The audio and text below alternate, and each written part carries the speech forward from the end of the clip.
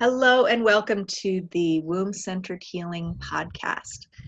I have with me here today Chale. Thank you so much for joining us. And I would love for you to introduce yourself a little bit more and share about your work. Sure. I know you just started a podcast. I'd love to hear about that and any other work that you do that's related to that and what womb-centered healing means to you. Okay, yeah, hi. Thank you so much for having me. I'm Chale. I was born and raised in Ewa Beach, Hawaii. So I had a pretty great, upbringing, and from an early, time was introduced to childbirth. I'm the oldest of my parents, so I have four younger siblings, and I was present for all of the births. So, and I remember being involved in all of my mom's pregnancies as well. I guess womb-centered healing has always been a part of my life, even though my mom went through a more medical experience than I have. I've always had this awareness, of natural childbirth. She had natural vaginal births, in a hospital. But no epidural, no, pain management or anything like that. She always labored to the last minute. One of my brothers, she almost had in the car. So, always being aware that that was the childbirth and pregnancy was normal. It's just another part of life. I've always, been aware of that since an early age. Thankfully, I'm really grateful that my parents gave me that. Beautiful. So I have two kids of my own. I have an almost 3-year-old and I have a 7-month-old as well. And so my first son was born at home. He was a water birth. I had a midwife and a doula. He was born in my parents' bedroom, actually. So that was it was a great experience. I loved it. And even though I got a lot of backlash, I'm the only person my age that I know in my community who has had a home birth, let alone two. So that's really different, Almost everyone I know has had a C-section or at least given birth in the hospital. So that's the norm. And so I really want to bring home birth to my community and let other people know that it's an option, if they want it. So, because I totally get that it's not for everyone. Not everyone, wants to birth at home or is comfortable with it, or they need medical providers, and that assistance for their births, which is, whatever, make those choices that you need to make. But I think if more people knew that it was an option, more people would take it. Because it's such an amazing experience. So from my first birth with a midwife and doula, and then I got pregnant with my daughter when my son was about 18 months old.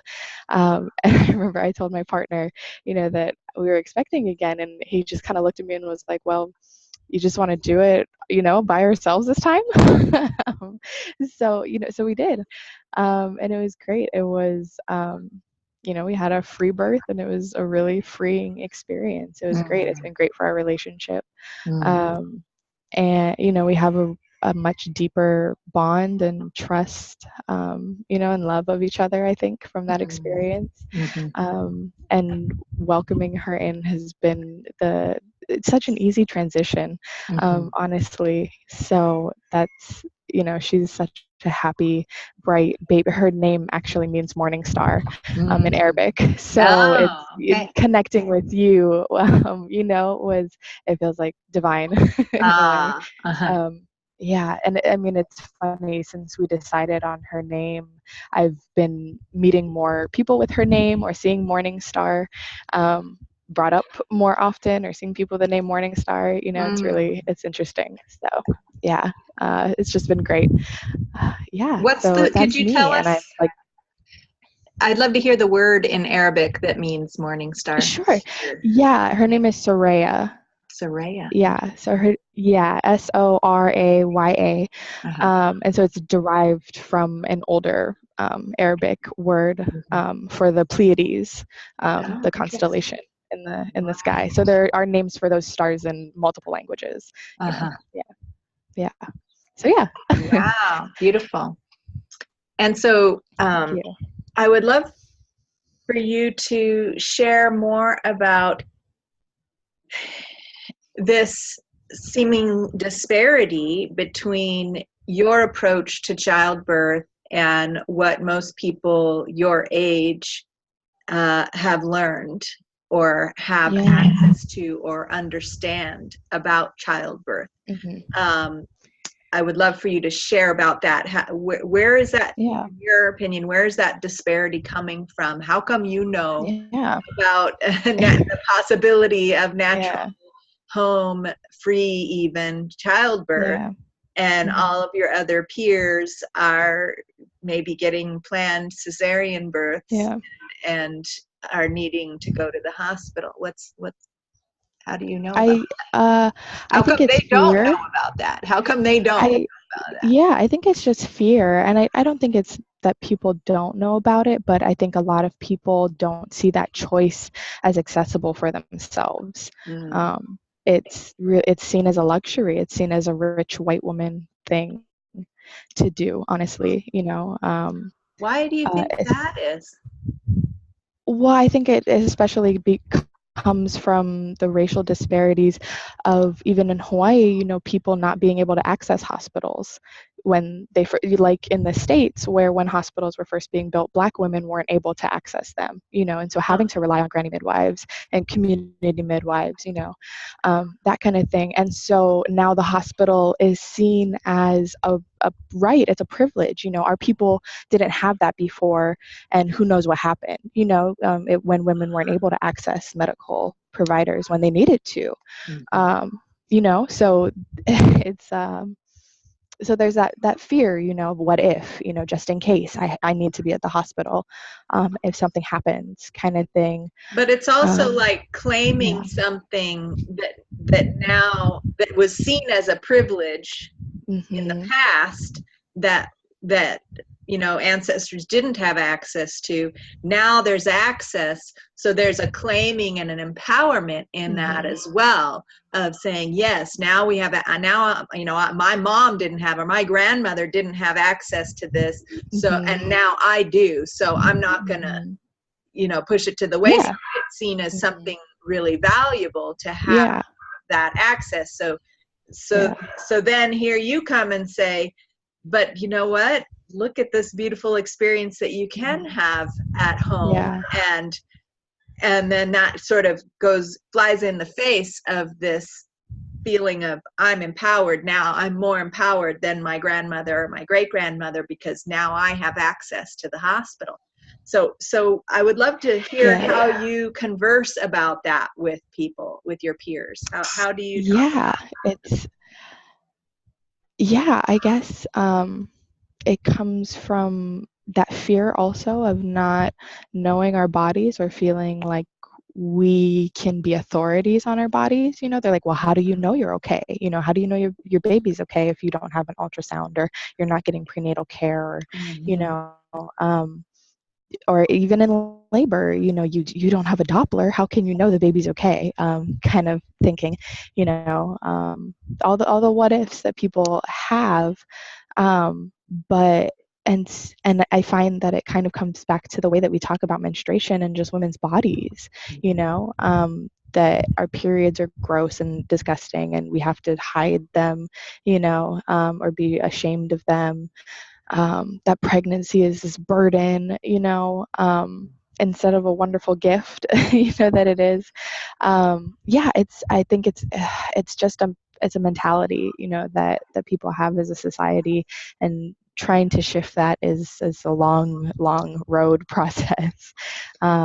It seems woven into this, to the intrinsic racism that says what the rich white women had for so long was seen as preferable and desirable.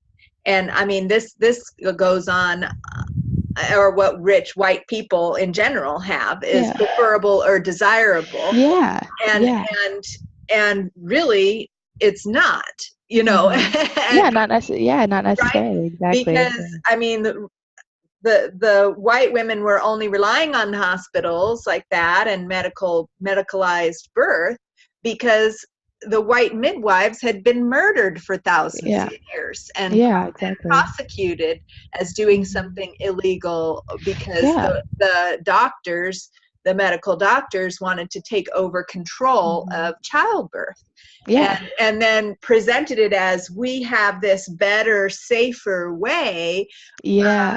which everyone believed and bought into, Mhm. right? And there are a Yeah. lot of beautiful, helpful, necessary things that came out of that because, yes, there were limitations to what midwives had to offer. And just like, I mean, childbirth is always unpredictable, and there Yeah. are Yeah. I think times it's funny that anyone could try to guarantee something when, right. in birth. But But, but when you really yeah. look at the statistics, there, you know, when you really look at the evidence Hmm. of what produces healthy birth outcomes for mothers and babies, Yeah. you start to see what the story really is, and that hospital births don't necessarily guarantee better Yeah. birth outcomes, especially Yeah. for women of color, and Exactly.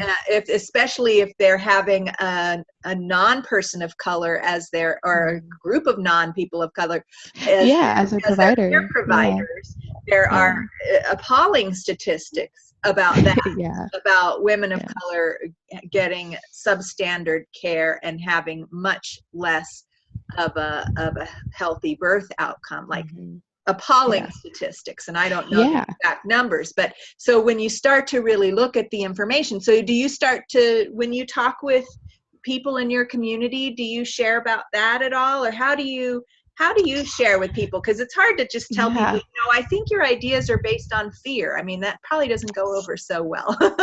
Yeah, so well, that was one of my inspirations for starting my podcast, Pregnant Uh-huh. Pause. Mm-hmm. Using mindfulness as a tool to change your mind. Really,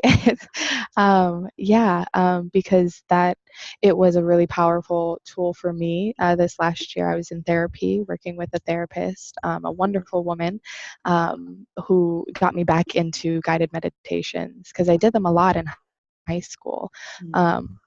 And so, working with her, she got me back into it, using them as a tool, to change the way that you think, and to be more present, um, that kind of thing, have better coping mechanisms. So that's one way I'm reaching out to my community, through this podcast, and in a really gentle and loving way. Mm-hmm. Offering this, just 5 minutes, just 5 minutes to yourself to come into yourself and reconnect. So yeah, and how crucial that was as a pregnant woman, especially to be able to connect with that life you're growing, because as wonderful and bright and happy as my daughter is, my pregnant was the complete opposite. My pregnancy, so it was really hard. It was a really rough time. My partner and I were fighting. We separated for a time. It was not easy. It was not nice. And so having guided meditations as a tool was really powerful for me, to just come back into myself and remind myself of what I was doing and the things that I did have, to be grateful for. Um, to remind myself that I can't control everything. There are things that are completely out of my control, and all I can do is focus on myself, what I can do for me, and my baby, what I'm trying to give back to my community.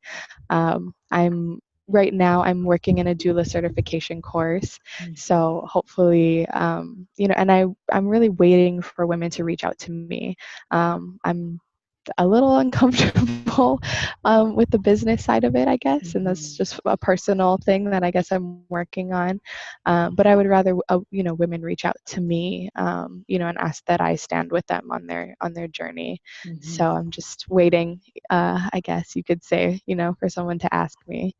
Um, yeah, Beautiful. but So I'd like to go back a little bit because it sounds like you went through quite a transformation with that last pregnancy, from going from being in conflict and separation with your partner to this, what you described about the birth, where it was a real coming together and deepening of your intimacy and building of a bond in your parenting relationship and in your relationship as a whole. And so I would love to hear, and I'm sure listeners are curious too, about how did that transformation transpire for you? What did you learn about that might be helpful and useful to others who struggle with parenting relationships, especially during pregnancy? yeah, yeah. Um, I think that mindfulness is a really powerful tool. Like I said, guided meditations really helped me. And I looked up, videos on YouTube, just quick guided meditations for, calming or anxiety or stress or whatever, I was feeling. And those really helped. I would sit in my car and listen to them crying, um, but they're really powerful tools to work through tough emotions, I found. So that was really helpful for me. And also So hold on, I realizing have another some basic question. truths, I guess you could say. Uh-huh. Yeah. A question came up about that mindfulness Yeah. practice before you get to the basic truths, which was how did so it sounds like from what you're sharing that intense emotions coming up were the cause of some of the conflicts between your partner and yourself. And I'm curious as to Yeah. how your intense emotions created conflict with your partner, and then how these mindfulness meditations helped to alleviate that conflict. If you wouldn't mind sharing more specifically so people can relate Yeah. more to what you're saying. Yeah. So a lot of it stemmed from an inadequacy, insecurities in myself, feeling like I was never enough, I wasn't doing enough as a mom or a partner. Um, and then so feelings of anger and resentment, that my partner wasn't helping me enough or as much as she should. Having unmet expectations, so being angry about that. Um, because I wasn't communicating because I was so upset. So I'm the type of person where if I get really upset, I just shut down and I don't communicate. Um, when I get that upset, and I wasn't communicating with my partner. I wasn't telling him what I needed from him, and just creating this terrible, cycle of unmet expectations and resentment and hurt. Um, so so once I was able to see that and see that I was creating some of my own, hurt and frustration, really sitting with myself and asking myself, what do you want? Like, what is it that you really want from him, and that you want from life? Is it more money or is it time? Are you asking for affection? Um, so, just really sitting with myself and seeing what those desires and needs are, especially because I was pregnant. So, all the hormones and feeling, all the things, feeling what this other being is feeling as well. Because I was really connected, to my daughter, honestly, in pregnancy. I knew from the moment I realized I was pregnant that she was a girl. I knew what her name was going to be. I had dreams about her my whole pregnancy, standing with an ancestor. That we were really just connected. So yeah. So And then you using were guided talking about meditation. Cole, Yeah. you were talking about realizing some core truths through these Yeah. meditations. What were those core truths that you realized? Yeah. So realizing, going back to, I guess, unmet expectations, so resetting my expectations of myself and my partner, my child, because I had a toddler while I was pregnant. And he was expressing anxiety and frustration as well, because me and his dad were fighting all the time, and there was all this discord and disharmony in his life. Realizing that he's a mirror of us, and really working on that, and sitting down and being like, is it, it's not realistic of me to expect my son to be away from me all day, at his age right now, those kind of things. Um, or even his behavior, so many people is, always doing this or always getting into that, they're so bad or they're naughty, and flipping that, I guess, reframing it, and resetting my expectations of him as a child, and seeing what I need to do to meet his needs, because honestly, children acting out are just, they have unmet needs. So, making sure that his needs are met so that those tantrums and things like that aren't happening. So that's one of the first, truths I learned, was resetting my expectations it changed everything. It changed all the situations, being able to reframe them. Can you And share an example of expectations about your partner that you reset? yeah, like expecting him to know what I needed him to do. It's such a weird, To be a it's such a weird telepathic thing. partner. Yeah, yeah, and it's such a weird thing that I think women have been conditioned to do, to expect their partners uh, to meet their needs without being told that they need to do that. Right. And so realizing that's a ridiculous standard to hold anybody to. I was like, he doesn't expect that of me, to just know what he wants. um, you know yeah, and letting go of my need to feel like I had to know what he needed all the time as well. So and just being honest about that. I was like, okay, I know I suck at it, but I'm gonna try and ask you when I need help.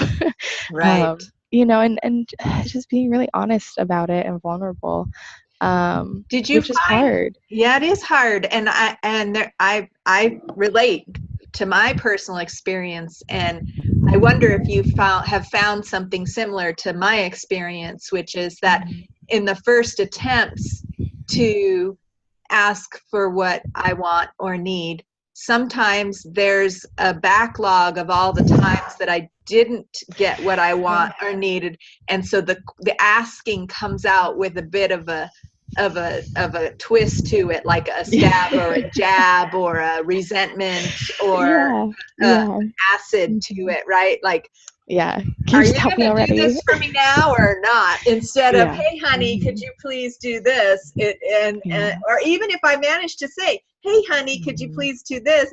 He can hear that backlog, that jab, that, Yeah. that judgment, that all those times that he didn't do that because I didn't even ask, right? Or maybe I did, and, Yeah. anyway. So I Right. wonder if you can share about that. Yeah. Yeah. No, I totally relate. Definitely feeling those first couple times, that anxiety building up of, well, if I ask him, is he just gonna have an attitude about it? Is he even gonna do it? Really creating this. Yeah, so it's still a work in progress. I find myself, like you said, thinking of all the time, he didn't help me before, and all that stuff, that gets in your head. Right. But having to slow down and realize that's what's going on, right? And be like, okay, just like, are you going to do it, or do you want him to do it? And decide and move on, so. Right, right. And Yeah. then holding all of that, it feels like um, in that moment of saying, okay, am I just going to do this, or am I going to ask for his help? And Yeah. how am I going to ask for his help? And can I ask for his help in a way that doesn't set him off? that's truly coming Mhm. from a genuine innocence of collaboration, of Yeah. healthy partnership, right? Yeah. Where we both realize we can't read each other's minds all the time. Sometimes we can, but Yeah. sometimes we can't, and that we need each other's help, and that that's a healthy thing, and that we're Mhm. interdependent. And so coming from, so it takes a minute to let go of Mhm. all of that Yeah. messy, painful, non-partnership Mhm. dynamic Yeah. that we've learned, Yeah. and land in a healthy partnership and build a healthy partnership dynamic of Mhm. mutual support, asking, responding, being able to hear yes, being able to hear no, being able to Yeah. adjust to that, and not have it be this big explosion Mhm. of old emotions Yeah. that have never been dealt with, right? So that it seems like Exactly. for me, what goes hand in hand with that practice is my own inner practice of clearing out that backlog of Mhm. emotions from my tissues and from my Yeah. body, Yes. where it's been stuffed in and stored up and held on to sick Mhm. on whoever's going to do it to me again, Yeah. right? I wonder, Yeah. Yeah. how do you address that for And yourself? that's where guided meditations were my huge tool, honestly. So I would do guided meditations for forgiveness, Mm, healing. Oh, I'm sorry. It's the first of the month, so uh-huh. tsunami testing, the Oh, siren. okay, good, That's what good. that is. It's So not that's our that loud. tsunami warning system. It's Yeah, not it's that loud honestly on not our bad. recording, so no Okay. worries. Okay. Yeah, so that's what I would do. If I was feeling that resentment and that anger, I did multiple sessions where I forgave myself, for choices I made, or things I said, that kind of thing. Mm-hmm. um, and went back and did that with my partner as well.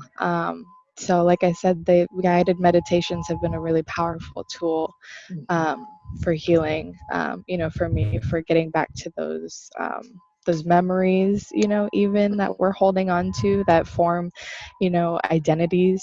Something happened, and from that moment, we think something about ourselves, that we have to be a certain way, or something like that. Mm-hmm. And so guided meditations are a really cool way to go back to that memory and look at it, re-examine it, and maybe reframe it if you need to. Mm-hmm. Yeah. So, so did you search, like you said, you found a lot of your guided meditations on YouTube. Did you Hmm. find any particular publishers of guided meditations that were of particular value to you, like where you always could Yeah. find the specific one that you needed for whatever was going on for you?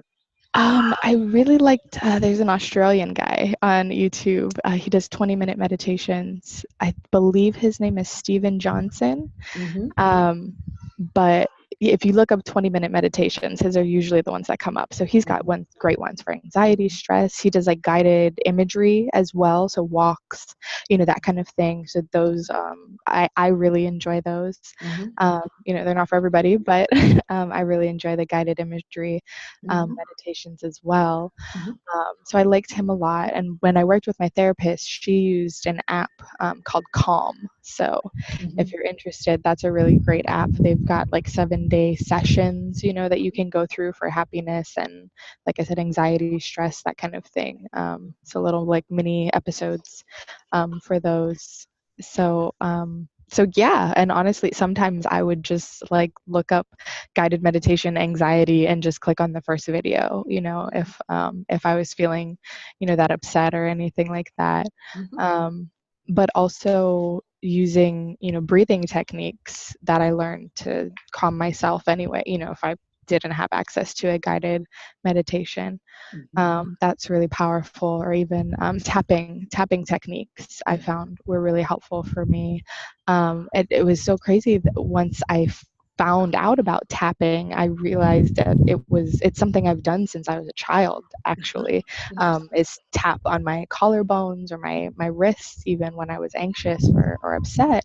And so when I learned about it, I was like, oh my God, I've been doing this my whole life. But not realizing how powerful a tool it can be when you harness it and actually use it, for those moments. So, yeah. So Beautiful.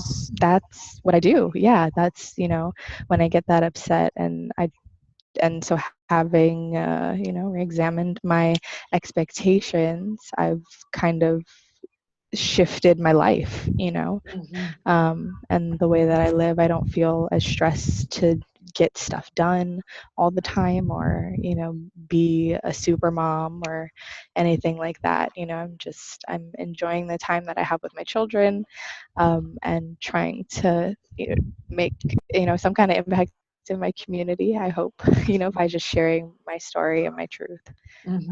Yeah. Beautiful. So have you ever experienced any guided meditations that connect with the womb? I have not. So that's also another reason why I started my podcast, because I'm in a group, for pregnancy and birth, and someone asked, they're like, do you know about any guided meditations for, pregnancy and birth and stuff? And I was like, I don't. I was like, that's a really great question. And that night I found Anchor and just Started one did it. yourself. And just did it. Yeah, I was like, oh my gosh. I was like, this is so cool. The platform was so cool and so easy to use. I was like, let me just do this. So I did. So you started making your own guided meditations based on your experience of your connection with your womb through your own pregnancy and birth experience. Beautiful. And have you considered also doing womb-centered meditations for menstruation? And for other times? Yeah, for perimenopause, or women struggling with infertility or anything like that. I do want to expand, and talk about all kinds of womb-centered things, because I want to have meditations, and I also want to have a few episodes like this, interviews, with women about womb healing and things like that. So I've got a lot of ideas. Like I said, I just started, so. Yeah, and just so you know, this approach to healing that's centered in the womb, it's a thing. Yeah. And there's a community of women all over the world, and men, and everywhere in between and different from that.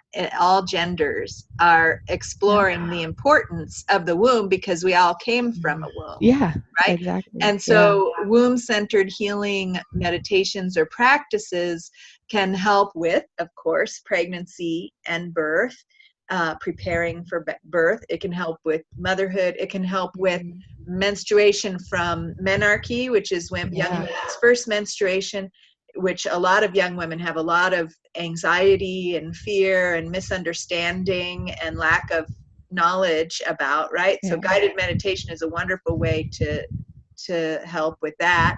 And healing of menstrual. I mean, I could go on and on. I mean, this is, exactly. We're remembering ancient mystery school teachings that were heavily suppressed and annihilated by, colonization of indigenous cultures, by slavery, by, the witch hunts, the witch burnings, all of that. Deliberately annihilated traditions that had women at the center of the culture, and honored women at the center of the culture. And that's been going on for thousands and thousands of years. And so to heal that, we can go to the source of life, right? We can go to the source of life, which is our wombs, but then also the source of life in Mother Earth, the source of life in the universe, if we conceive of it or have a cosmology that sees the source of life being like a womb, which it's going to be, because here we are, living organisms that all birth new living organisms out of a womb of Yeah. some sort, whether it's an Yeah. egg or a seed or Right. whatever. Yeah. So when we reorientate to actually how life generates itself, it's incredibly healing. And so Yeah. my guided meditations always are centered in on the womb. And I find them to be more regenerative than guided meditations that may be focused on the mind or the heart, Yeah. right? Yeah. Because we're involving the womb, the life generative energies of our wombs. And Yeah. I find that our wombs are direct connection with source, with spirit, Yes. because it's a portal Exactly. for a spirit to come into physical form, our womb. Yeah. And Yeah. and so as a mom to young children, you probably have the experience that you're still, or you might, if you feel for it, you're still channeling your child's spirit through your womb into their body as their body develops and can embody more of their spirit and soul. Up until about the age of 9, the mother is the portal or the conduit for that child's spirit to come in, Yeah. and that helps you be a good Oh. mom. Yeah. Speaking of, Right. huh? Yes, I hear him. I think he's looking for me. Let me see. All right. So Let's maybe we'll get see. to meet your, this is your Yeah. oldest? Yes. Uh-huh. Hi. Well, where is it? Where is it? Did your dad ask for it back? Do we get to meet your son? Yes, come. There's water in there. Come here. Oh, we'll dump that out What's after. his name? This is Sadrian. Sadrian? Yes. What Oh, does that name mean? you don't want to say hi? No? Okay. Um, so it's just a variation of Adrian with an Oh, S on the beginning. When I was pregnant with my son, I met a man at my job whose name was Sadrian, and we just kind of hit it off, and we had a really cool connection. And so when we were thinking of names, I was just like, I just really like that name. And I've always, like the name Adrian as well, for the Adriatic Sea, water. I'm a water baby, loved the beach. I was a competitive swimmer my whole life. He was born in the water, so his whole name is kind of water birthed, or water related, because there's Sadrian, and then he has an Ojibwe name, Makwa, which means black bear, and they're known for liking water. And then he has a Hawaiian name, Kavaiola, which means life-giving water. So hey there. hi. Can you say hi? Yeah, and your cousin's over there too. Oh my God. I'm going to have to move inside. It's starting to rain. Well, we're actually going to wrap up here. Okay, yeah. So thank you so much for letting us course. meet Sadrian and for sharing with us. And could you tell the name of your podcast one more time? Yeah, it's called Pregnant Pause. So look it up on Anchor. It's on all podcast platforms now, thanks to Anchor, because they're so great about that. And I also have an Instagram if you want to follow. It's the Pregnant Pause Podcast. So, yeah. So Beautiful. Thank you so much for having me. It was wonderful talking to you. Thank you. And if listeners want to learn more about the Womb-Centered Healing Temple, you can go to wombcenteredhealing.com. And now you'll land on the sign-up page for the Embodied Shakti Summit, which is coming up soon to sign up. But you can also check out other womb-centered healing offerings there as well. So thank you all for joining us for this wonderful podcast. And any last words of wisdom before we sign off? No, just thank you so much for talking about this. It's so important, I think, like you said, for everybody to heal the wombs, in the womb of the universe. Yeah. Beautiful. All right. Thank you so much. And that's all for now. Until next time.